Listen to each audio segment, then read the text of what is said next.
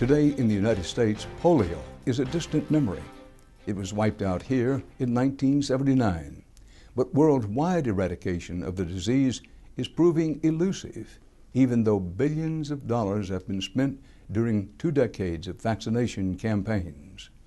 Polio is still killing or crippling hundreds of children in small pockets of Africa and South Asia every year. And recently, there's been another setback in the fight against this terrible disease, an unintended fallout stemming from one of America's greatest intelligence triumphs.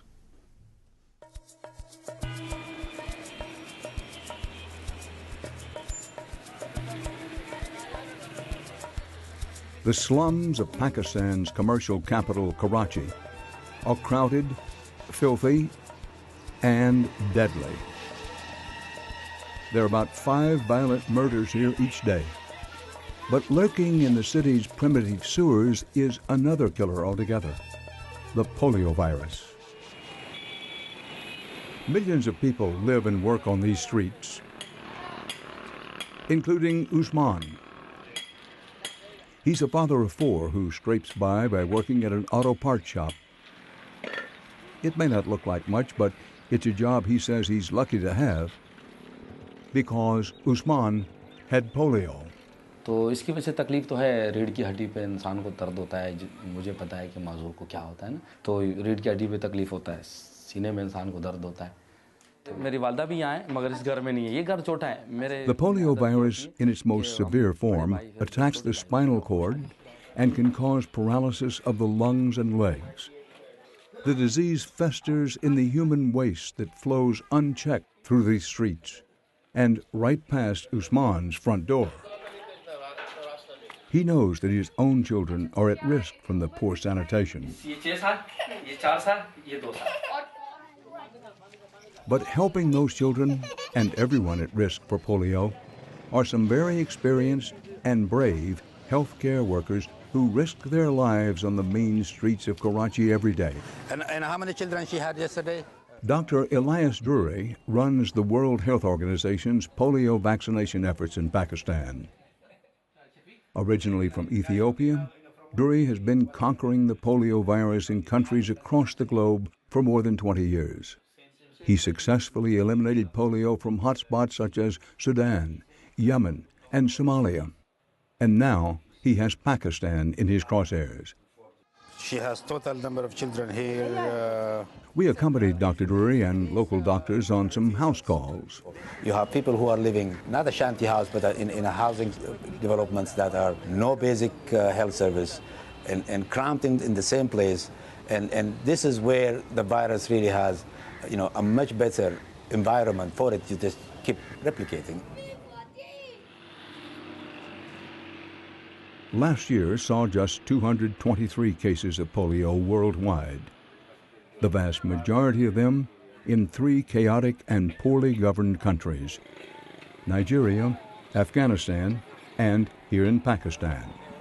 If there is any country or any district or any place that remains, with the circulation of the virus, nowhere in the world we will be safe. There is a safe, inexpensive, and effective polio vaccine that can protect children, even if their playground is the trash-strewn streets of Karachi's slums. This is what the fight against polio looks like in Pakistan. Hundreds of thousands of workers methodically go door to door, urging parents to vaccinate their children. If they agree, all it takes is just 2 drops of the vaccine placed in the child's mouth.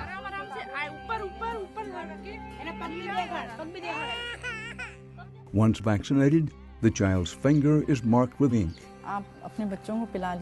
If the parents refuse, the health workers mark the door with a special symbol in chalk and vow to return. Other workers collect samples from the open sewers. The vials are sent to a state-of-the-art lab in the capital, Islamabad, and screened for polio. The lab, which was built with donations from around the world, also tests samples from suspected victims. It's all part of a global effort to rid Pakistan of the crippling virus. But Dr. Drury's hopes of a polio-free Pakistan were checked in the past 2 years when parents suddenly started refusing the polio vaccine for their children. They didn't want to vaccinate. We are from WHO just to make sure that you know what is important. Could you please tell them why we are here? Drury says the impoverished people have always been suspicious of vaccination campaigns, long rumored to be Western plots to harm Muslims. इसमें American policy नहीं है ये. कोई नहीं हमारे बच्चों को अपाहिज होने से बचाने के लिए वैक्सीन पिलाने आ रहे हैं आपके घर पे. And the vaccination campaigns in Pakistan came to a screeching halt in 2011. The death of the most wanted man in the world, Osama bin Laden. After the midnight raid on Osama bin Laden's walled compound.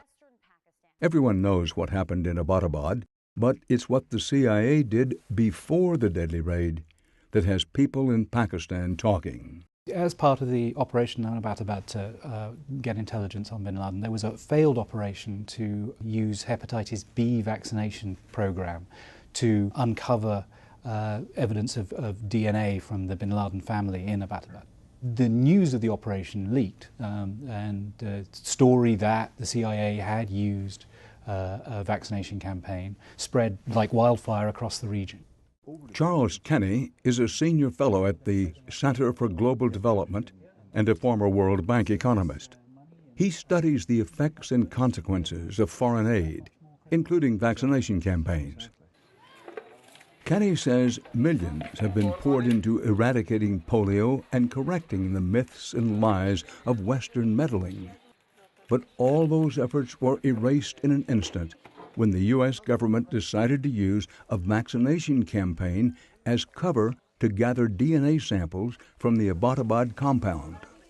That was an effort to confirm bin Laden's family was inside. But the plot had serious consequences. So over the last few months we've seen thousands of individual parents take the decision not to get their kids vaccinated because they think it's part of a CIA plot. Excuse me, and it was a fact the CIA had used this. Nobody has come out in public and said, yes, the CIA regularly uses vaccination campaigns as part of intelligence gathering. But senior government officials in the US have said, yes, this was part of an attempt to get information related to bin Laden in Abbottabad. Execute. Americans heard the story of the fake vaccination plot when the CIA scheme was dramatized in the Academy Award-nominated movie Zero Dark 30. We started a vaccination program. Sent a doctor to the house, see if he could pull blood. Back in Pakistan, the story of the CIA's fake vaccination program reached polio victim Usman, almost 1,000 miles away in Karachi. माल रहा था एबटाबाद के इलाके में और उन्होंने इस तरह करके इस ऑपरेशन को सर अंजाम दिया तो लोग घबरा गए कि पोलियो में ये लोग आके हमसे मालूमात लेते हैं.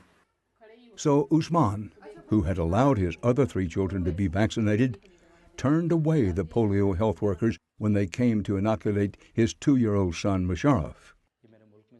Soon after, Musharraf woke crying and couldn't stand, and his father's fears were soon confirmed. His youngest son had polio. It was the first polio case in Pakistan this year. अफसोस तो इतना हुआ कि कोई इंतहा नहीं है. ये तो होता है कि अगर मैं कराता है इसको वैक्सीन और इसको ये काम नहीं होता. अफसोस तो मुझे इसलिए है ना कि मैं खुद इस बीमारी का शिकार हूँ तो मुझे इसकी तकलीफ का पूरा अंदाजा है. Musharraf is not the only casualty of the CIA vaccination cover operation. The CIA hired Dr. Shakil Afridi to run the fake vaccination campaign in Abbottabad, and when news of the doctor's eventual arrest and trial broke, all 200,000 polio vaccination workers in Pakistan were suddenly suspected of being spies. What has been the fallout from the situation where U.S. intelligence used the vaccination program as a cover, as a front, if you will? What's been the fallout from that? We have seen the Taliban, who previously were not targeting vaccination workers, target vaccination workers saying they are part of the CIA plot. The killings started in December 2012 during a bloody 2 days, 9 polio health workers were shot. And in January, another 9 were killed, along with the policeman protecting them. All told, 18 polio workers and 2 policemen have been assassinated in planned hits. We still have refusals even where we are. For Dr. Duri, who says Pakistan is the most dangerous place he has worked, the assaults were unprecedented. This is a new thing that we have not seen this before. Violent resistance with what we are doing. 2 of the first victims in this onslaught were 18-year-old Madiha Bibi and her aunt, a mother of 4, Famida Bibi. आज भी मुझे ये ज़हन में आता है कि ये कैसे हो गया हमारे साथ. Their family told us how 2 men approached them on a motorbike and opened fire. Famida died instantly, while Madiha fled to a nearby home. The attackers followed and shot her in the face at close range. Team की 2 लड़कियां हैं, वो शहीद हो गई हैं. तो बस मैं इतना परेशान हो गई कि मेरे से बात भी नहीं हो रही. जो मेरी बेटी मुझे सबसे ज़्यादा प्यारी थी घर में. सब मुझे कहते हैं ना रो, मैं क्या करूं. The slain woman's mother, a health worker herself, has been too upset by the assassinations to continue as a vaccinator, and she was not alone. After the killings, thousands of terrified polio workers refused to go to work, and vaccination drives halted. The Pakistani government scrambled to provide security for the workers, and several weeks later, the campaigns restarted. But only after tens of thousands of police officers were assigned to escort the health workers on their rounds. They are superheroes. Most of them are mothers, most of them are sisters. But the fact that almost throughout the country, the campaign has been somehow, restarted, and for them to have that much of commitment, I don't have a word to how we can appreciate them, and really they are heroes of not only for Pakistan, but I think heroes for the world. Despite the setbacks, there have been only 5 confirmed cases of polio in Pakistan this year, far fewer than last year at this time. And yet, Dr. Duri and the healthcare workers redouble their efforts because they know this insidious rumor and disease still fester in the alleyways. Usman learned the hard way that he was wrong to listen to rumor mongers and refuse vaccinations for his son. But he says the United States also bears some responsibility. अगर एबटबात वाक़या ना होता और वो अखबारों में poster ना छपते और हम तक इल्म नहीं आता, तो हम लोग वैक्सीनेशन और सही लगा रहे थे और सही अपनी रूटीन के मुताबिक लगे हुए थे. But then can we check this room? Yeah. And Elias Duri says he'll be here in Pakistan, knocking on doors and handing out vaccines for as long as it takes. What we do has to be done for those who sacrifice their life. It's not only for the children that we love. It's not only for the program that we say is important globally. It's also really important for those who lost their life. I think we really have to work harder so really that what they've died for is not in vain.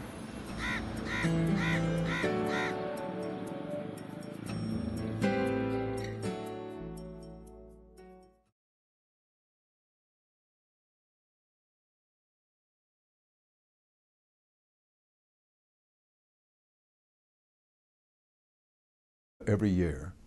And recently, there's been another setback in the fight against this terrible disease, an unintended fallout stemming from one of America's greatest intelligence triumphs.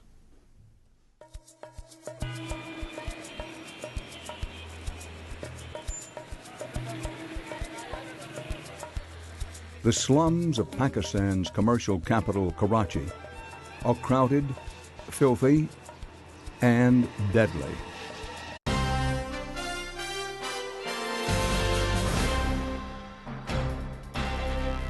Today in the United States, polio is a distant memory.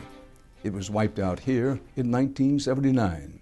But worldwide eradication of the disease is proving elusive, even though billions of dollars have been spent during 2 decades of vaccination campaigns.